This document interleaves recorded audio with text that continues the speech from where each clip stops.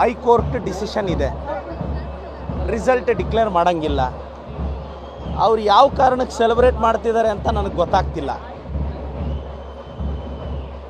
High court decision ಇದೆ, result announce ಆಗಿಲ್ಲ, ಅವ್ರ ಇಮ್ಯಾಜಿನೇಷನಲ್ಲಿ ಆಗ್ತಿದ್ದಾರೆ.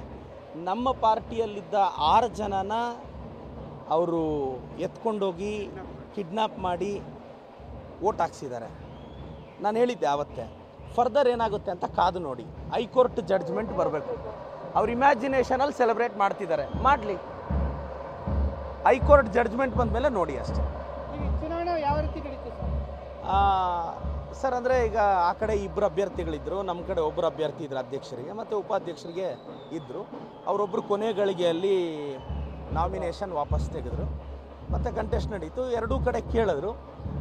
ಹೈಕೋರ್ಟ್ ನಿರ್ದೇಶನದಂತೆ ರಿಸಲ್ಟ್ ಡಿಕ್ಲೇರ್ ಮಾಡಬೇಡಿ ಅಂತ ಹೇಳಿದ್ದಾರೆ. ನೋಡೋಣ ಹೈಕೋರ್ಟ್ ಆದೇಶ ಏನು ಬರುತ್ತೆ. ಅವ್ರು MLC ವೋಟ್ ಕನ್ಸಿಡರ್ ಮಾಡಬೇಡಿ ಅಂತೆಲ್ಲ ಸ್ಟೇ ತಂದಿದ್ರು.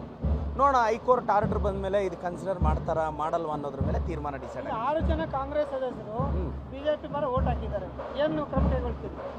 6 ಜನ ಭ್ರಷ್ಟರು ನಮ್ಮ ಪಾರ್ಟಿ ಬಿಟ್ಟಿದ್ದಾರೆ. ಕಾಂಗ್ರೆಸ್ ಕ್ಲೀನ್ ಆಗಿದೆ, ನನಗೆ ಸಂತೋಷ ಆಗ್ತಿದೆ. ಆ ಮುಟ್ಟಾಳ್ರನ್ನ 15 ದಿನದಲ್ಲಿ ಕಿತ್ತು ಬಿಸಾಕ್ತೀನಿ. ಏನಣ್ಣ? 15 ದಿನದಲ್ಲಿ ಆ ಮುಟ್ಟಾಳ್ರನ್ನ, ಅಯೋಗ್ಯರನ್ನ, ಆ ಭ್ರಷ್ಟರನ್ನ ಕಿತ್ತು ಬಿಸಾಕ್ತೀನಿ. ಪಾರ್ಟಿ ಕ್ಲೀನ್ ಮಾಡಬೇಕು ಅಂತ ನಾನು ಬಂದಿದ್ದೀನಿ, ಪಾರ್ಟಿ ಕ್ಲೀನ್ ಮಾಡಿದ್ದೀನಿ. Thank you.